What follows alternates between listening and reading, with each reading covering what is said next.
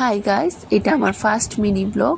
আর তোমরা দেখছো আমি আমার বাড়িতে অর্থাৎ বাপের বাড়িতে যাওয়ার জন্য রেডি হয়েছি, আমি আর আমার মেয়ে। কিন্তু হঠাৎ বৃষ্টি, তারপর ফাইনালি আমরা গাড়িতে উঠে গেলাম। এই যে আমরা গাড়ি দিয়ে যাচ্ছি, আর আমার মেয়ে বাইরের দিকে তাকিয়ে আছে। বাইরের যে মনোরম পরিবেশটা, সত্যি কথা গাড়ি দিয়ে যেতে তখনই ভাল লাগে এই বাইরের যখন একটা মনোরম সুন্দর পরিবেশ দেখা যায়।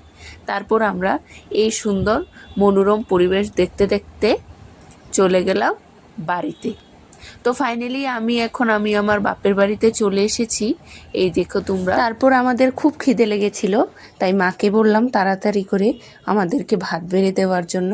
তো মা এখানে ভাত বেড়ে দিয়েছে শাক দিয়ে আর বেগুন ভাজা দিয়ে।